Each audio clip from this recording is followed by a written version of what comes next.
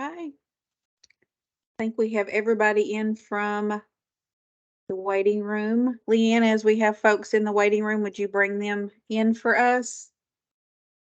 And I'll go ahead and kick us off, Jody, if that's okay. So, hello, my name is Leslie Hoffman. I'm the Deputy Commissioner for the Department of Medicaid Services, and I'd like to welcome each and everyone that's on the call today, this beautiful Kentucky afternoon. During today's forum, DMS, or the Department for Medicaid Services, will be providing an update on Kentucky's Section 1115 demonstration and the department's intent to request from the Center for Medicare and Medicaid Services an amendment to the current 1115 demonstration. Kentucky intends to submit an amendment request to CMS by May the 31st of 2023 to expand services for individuals with serious mental illness and health-related social needs.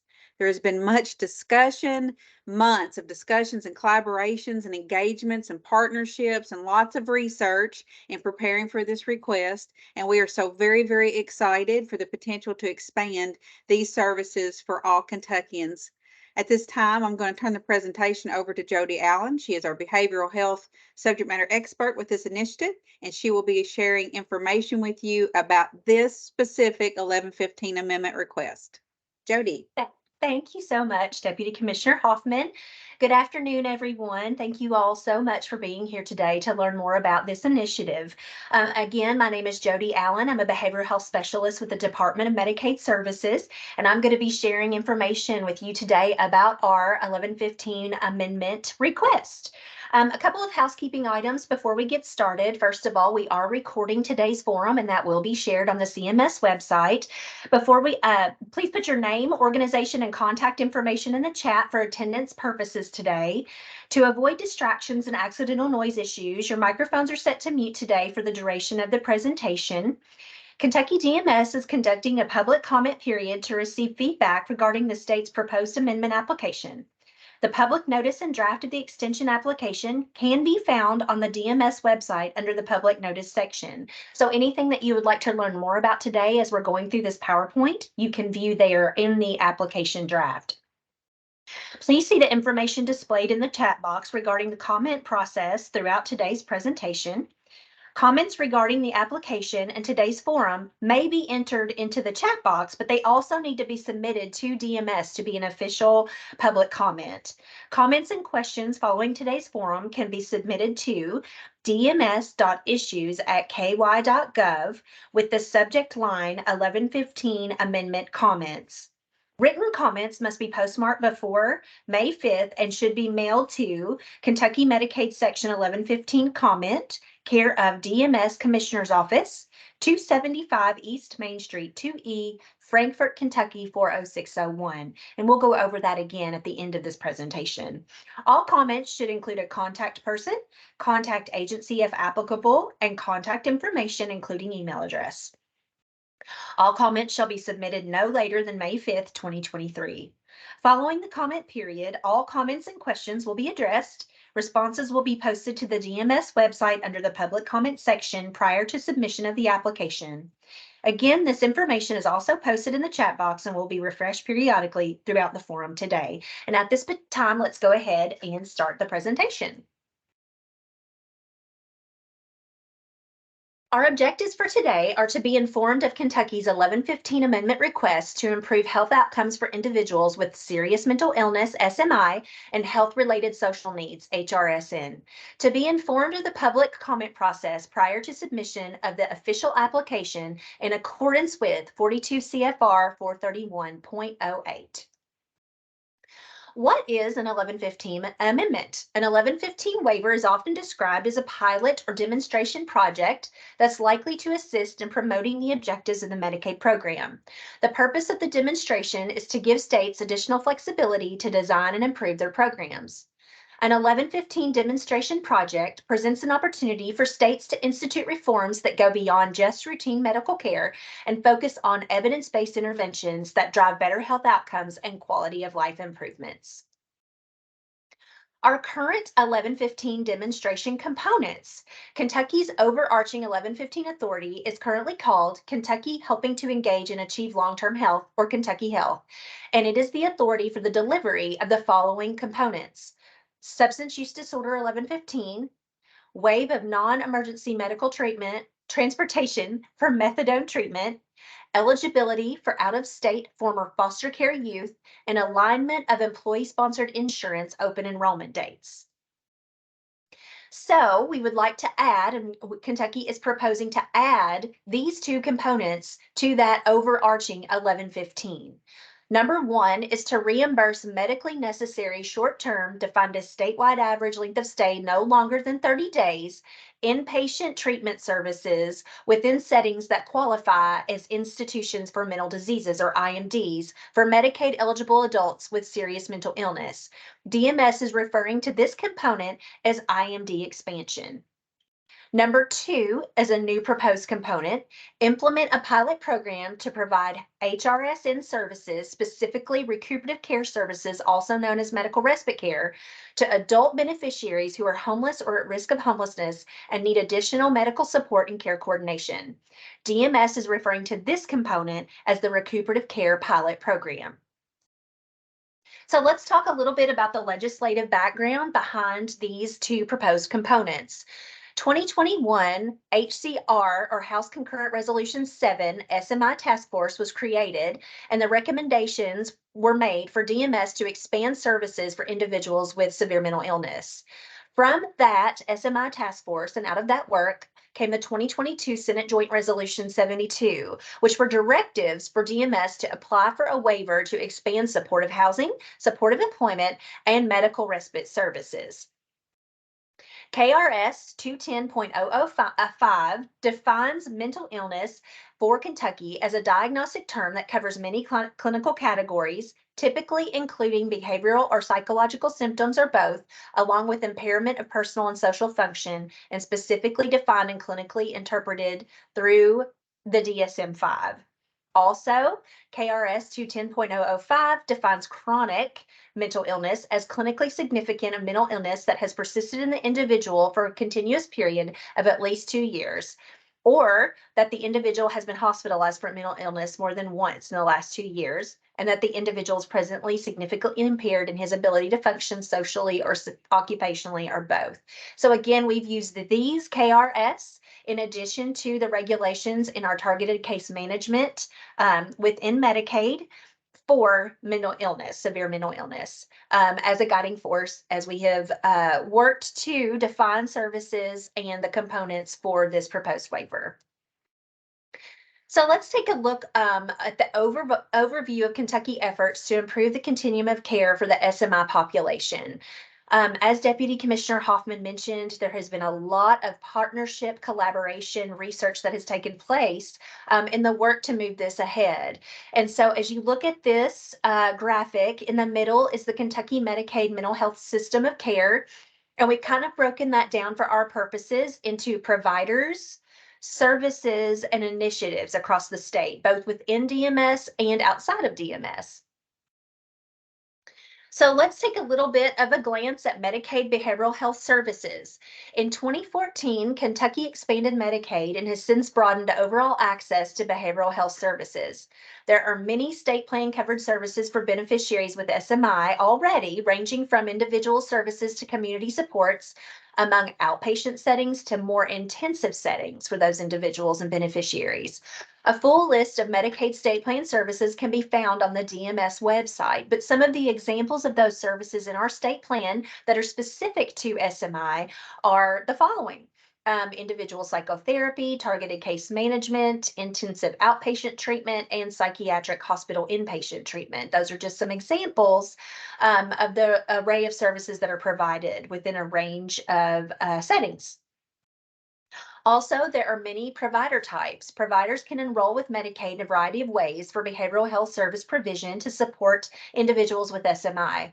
Some examples of the provider types are community mental health centers, behavioral health service organizations, certified community behavioral health clinics, individual practitioners, behavioral health multi-specialty groups, residential crisis stabilization units, and psychiatric hospitals. This is not all of our list of providers, but many that through Medicaid that can provide services specific to SMI.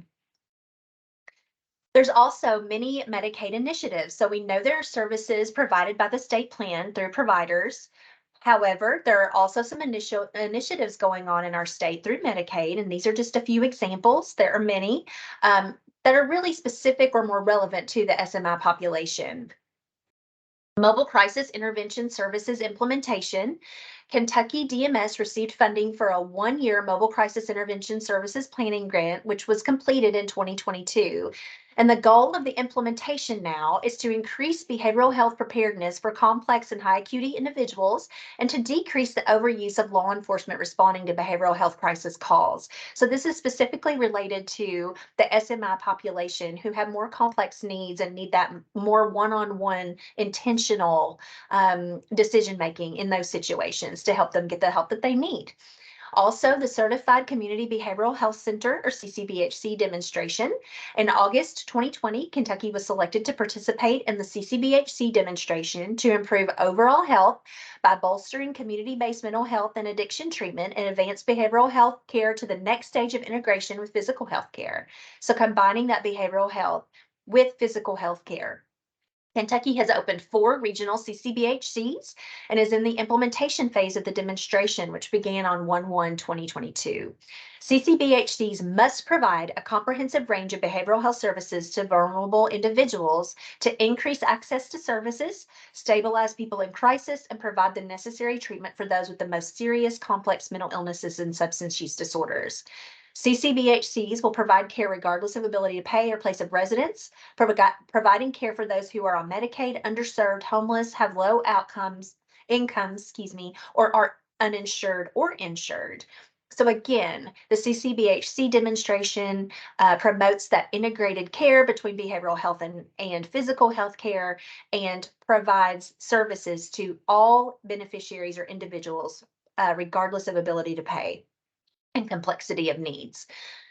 Also, the Racial Equity Action Plan in 2021, a charter was established within the cabinet to enhance racial equity, and the cabinet established a Racial Equity Community of Practice work group.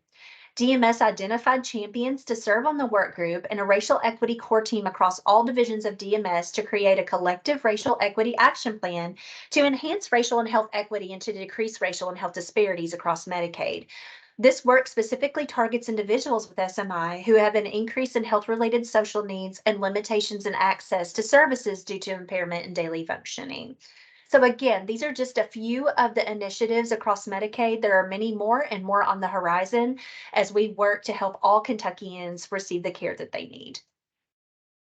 So some other state initiatives through the Department for Behavioral Health and Developmental Intellectual Disabilities, or DBID. These are initiatives specific to the SMI population. DBID does receive federal block grant funds, and they disseminate those funds to help with programs for specific target populations. This is just a couple of examples. The I Hope program, which is an early intervention program for individuals with first episode psychosis, helps to identify those individuals early and to help the individual and their family to get the support and help that they need early on. Direct Intervention Vital Early Response Treatment System, or the DIVERTS program, are services that are developed and made available to assist people with SMI in transitioning to living in integrated settings in the community while receiving appropriate evidence-based treatment and support services. Also, the PATH program, Projects for Assistance in Transition from Homelessness.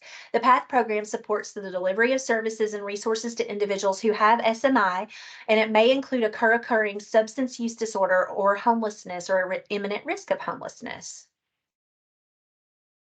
And again, those were some programs through DBID. There are many more, but these are more just focused on SMI and the population we're discussing today for the 1115 waiver.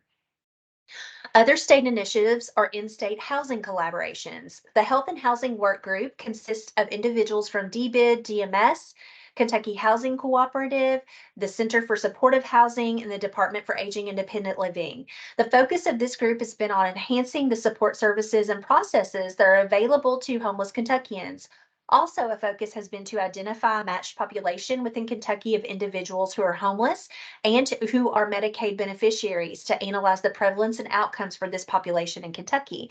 And this has actually never been done before. So we were actually able to identify within the homeless system, management system, a group of Medicaid individuals, beneficiaries, and to look at that population for their health outcomes and some of the patterns that we can see among those individuals to help us and inform our services as we move forward. Recuperative care services in Kentucky. Kentucky has several recuperative care providers across the state that address the needs of homeless and individuals requiring acute care for recovery.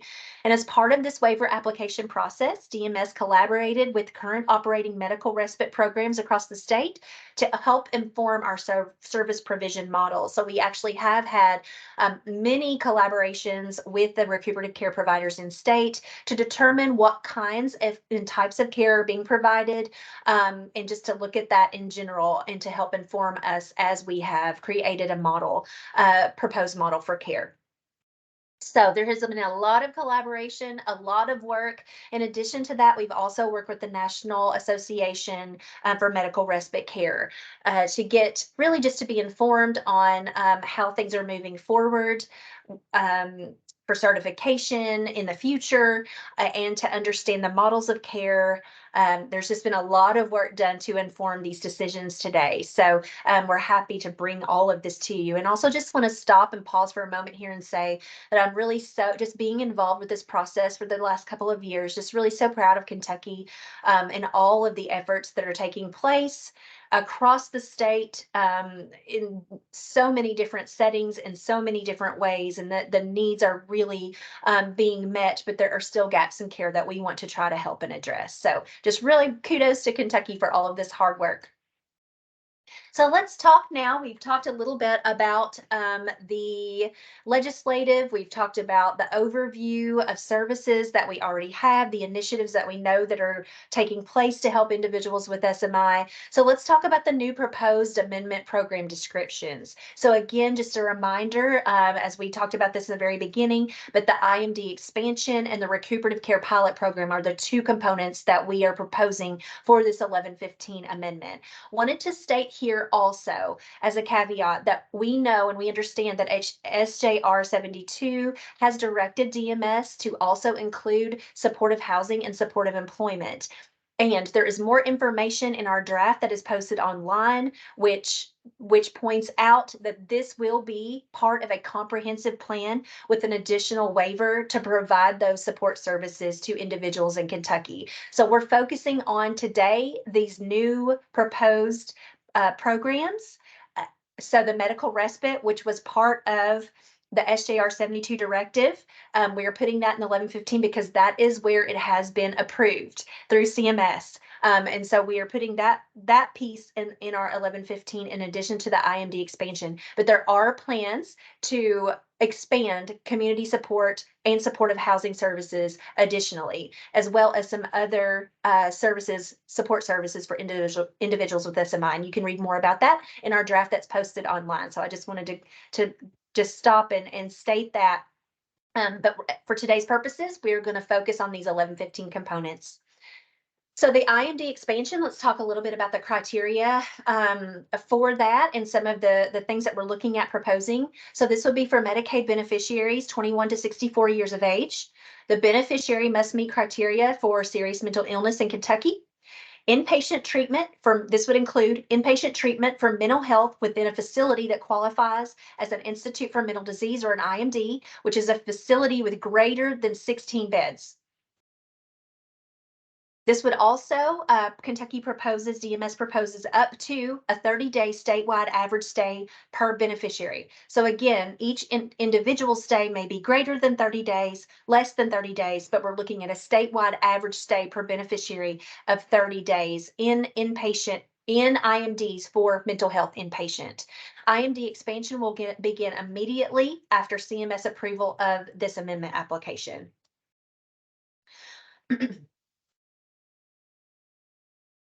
The rationale for the IMD expansion. Kentucky does not currently reimburse more than 15 days in a calendar month for inpatient treatment for mental health in IMDs. So that is why we are requesting this in our amendment application. Additional days would provide more time for beneficiaries with SMI to receive treatment aimed at stability of symptoms prior to discharge. Additional days treatment will provide more time for beneficiaries with SMI to receive more comprehensive care coordination and to address health-related social needs prior to discharge as well.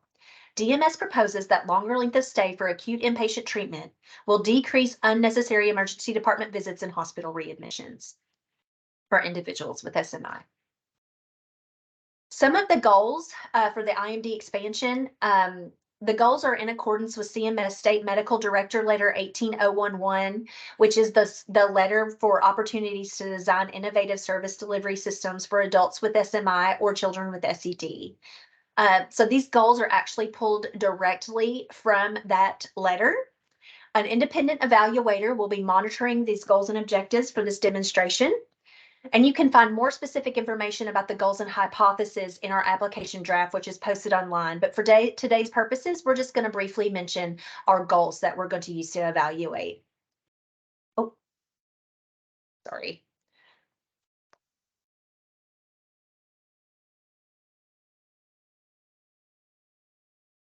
My apologies.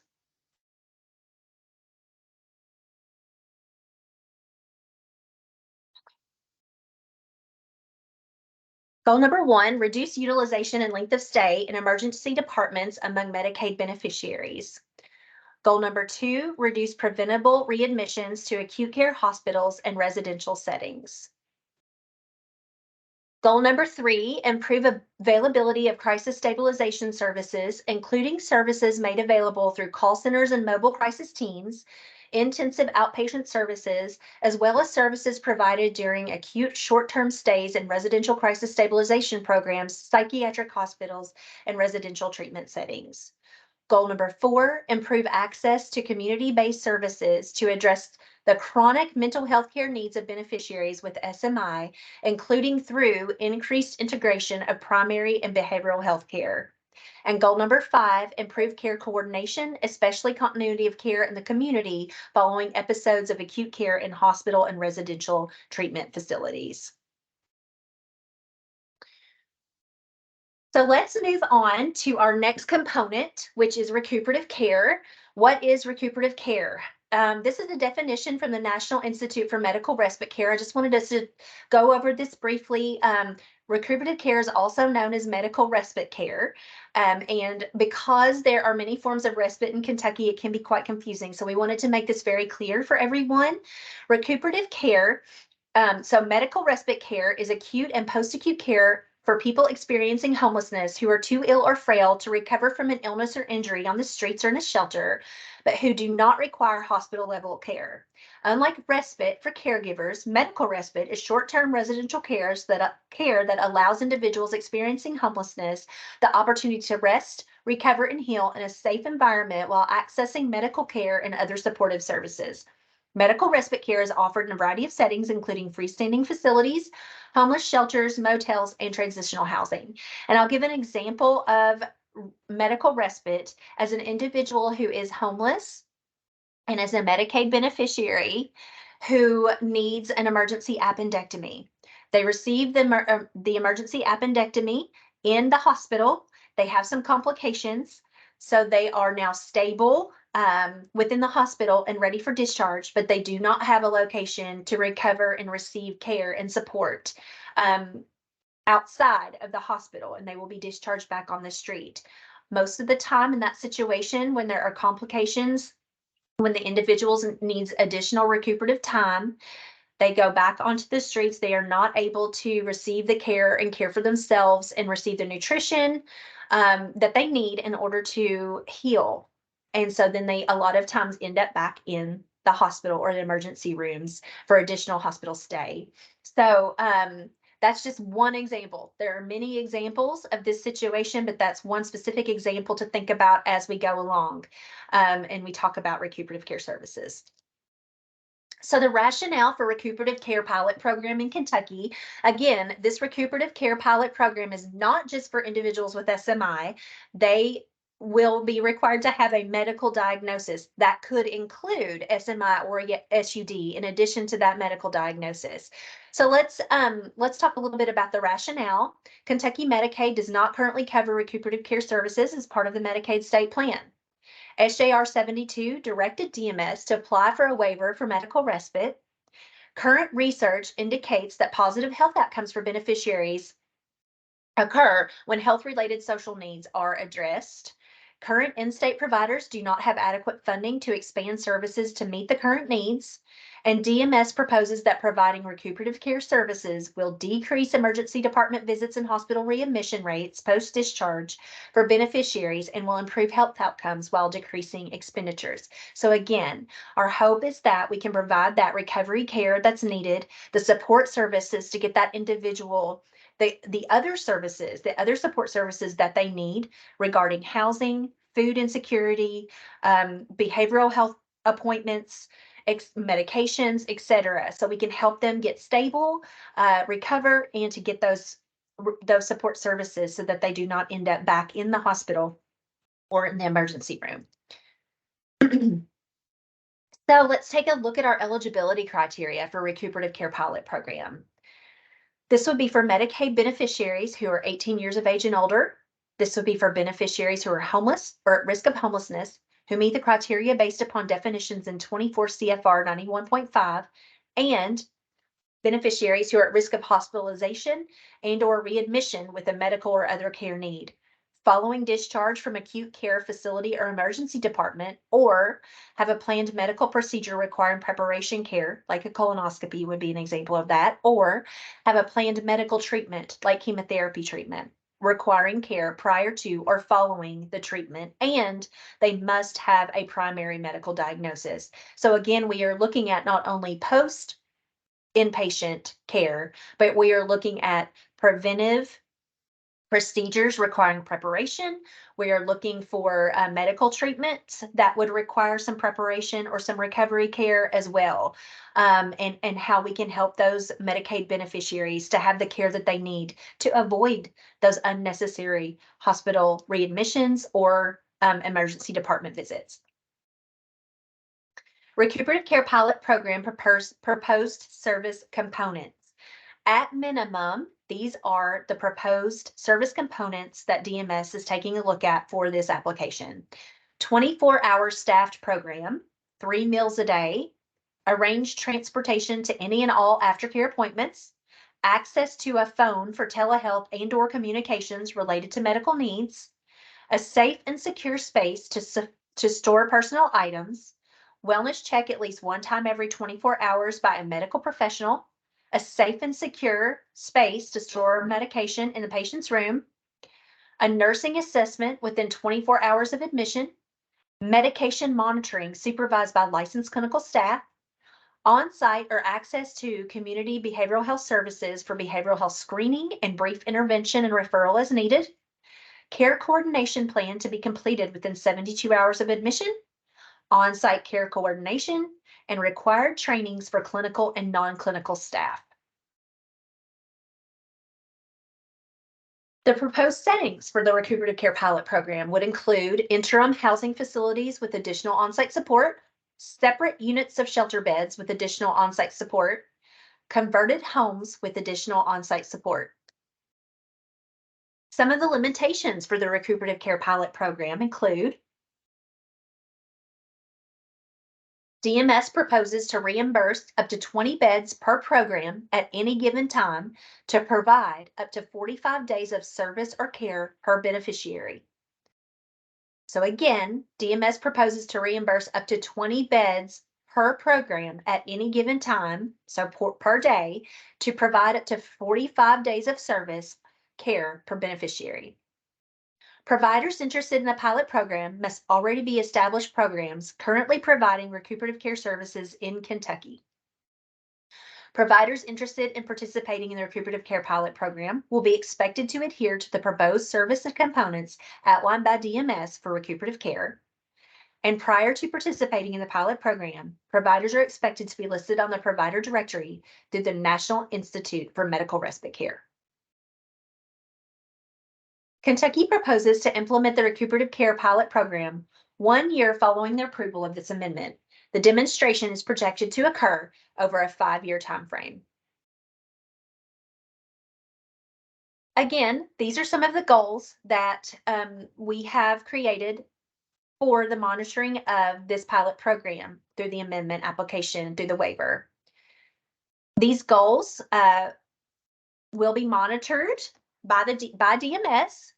And again, you can find more about our goals and hypotheses in the actual draft that is posted online. Goal number 1, reduce utilization of avoidable high acuity healthcare services through improved access to other continuum of care services.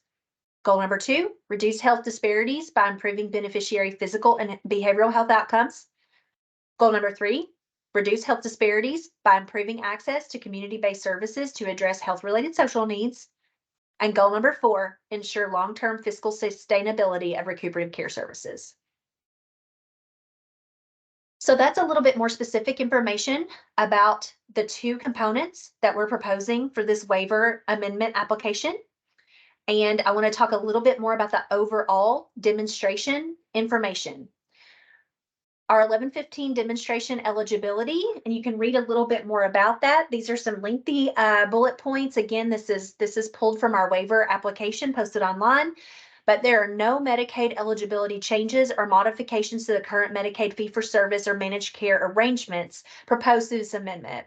All enrollees will continue to receive services through their current delivery system.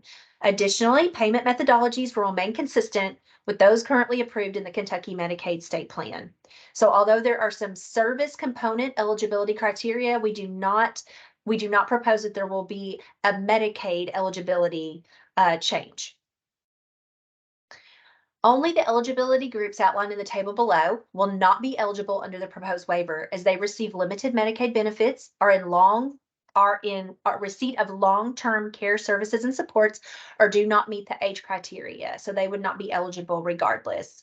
And there's a list here and a chart for your reference. And you can find that also in our draft that's posted online. The requested 1115 waiver amendment is not anticipated to impact Kentucky Medicaid enrollment over the course of the 5-year demonstration, as there are no waiver-specific eligibility criteria included. Benefits provided under this demonstration do not differ from those provided under Medicaid state plan. Kentucky Medicaid does not currently have cost sharing for beneficiaries. No modifications are proposed through this waiver application for cost sharing. The state's aware of the CMS implementation plan requirements and is already planning activities that will support successful waiver implementation. Once the key elements of the waiver are agreed upon with CMS, the state will provide a full implementation plan according to CMS requirements within 90 days of approval of this application. According to CFR 431.412, 1115 demonstrations must also be budget neutral to the federal government, which means that during the course of this project, federal Medicaid expenditures will not be more than federal spending without the demonstration. The cost of services have to be less than or equal to the cost of services provided today. So we have an Appendix A of the posted 1115 amendment draft. That's a very detailed analysis of the budget neutrality impact. And you're welcome to reference that specific detailed information. This requirement is not applicable to this amendment request, as the amendment does not make any changes to the CHIP program. So the CHIP allotment requirement, there will be no changes.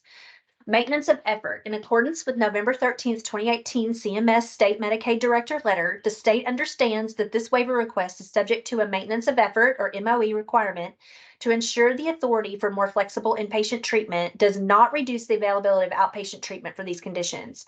The Commonwealth has many outpatient services, provider types, and initiatives to serve the SMI population, which will continue to be available to beneficiaries despite increasing access to inpatient treatment services through this demonstration. So just real briefly, the IMD expansion budget neutrality with waiver and without waiver through demonstration years 1 through 5. And you can see the total expenditures here at the bottom. I'm not going to go over this in detail. Again, it is in our draft that's posted online if you'd like more detailed information.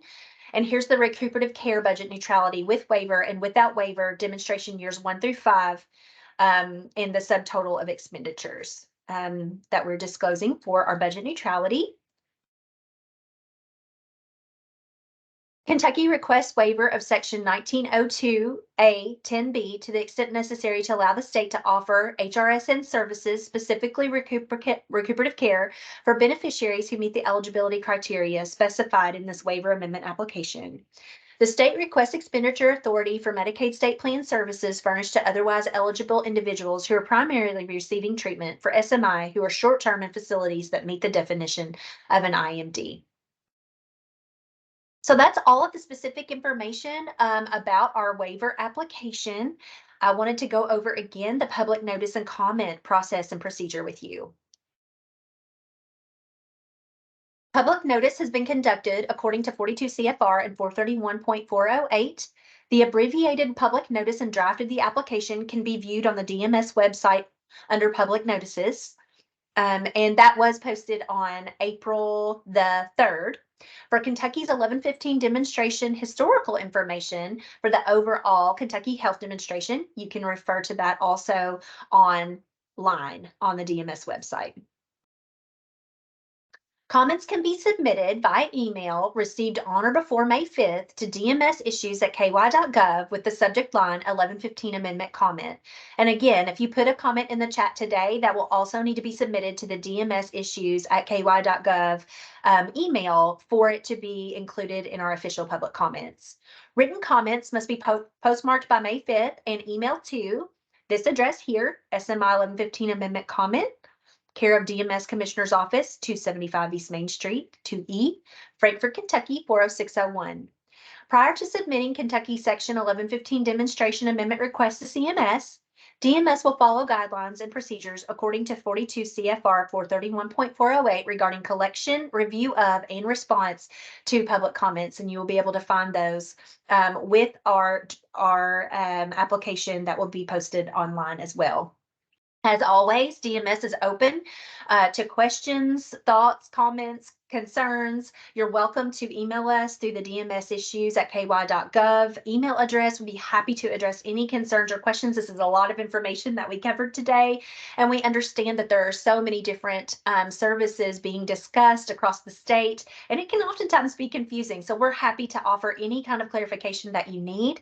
And so just please reach out to us. We appreciate you so much being here today, your vested interest in what DMS is doing to help the individuals with SMI and to provide and expand services for Kentuckians. Deputy Commissioner Hoffman, do you have any final comments or questions to add today? Just going to mention, make sure you send your public comments in so that she has them all together. And then also make sure that you check out our website again. After today concludes our forums, so the PowerPoint will be put online, same location as to where the public comment was, right, Jody? Okay. Yes. Just wanted to mention that since it got asked. Yes. Okay. Thank you so much. Thank you everyone for attending today. We greatly appreciate your interest and support. And this concludes our forum. Thank you.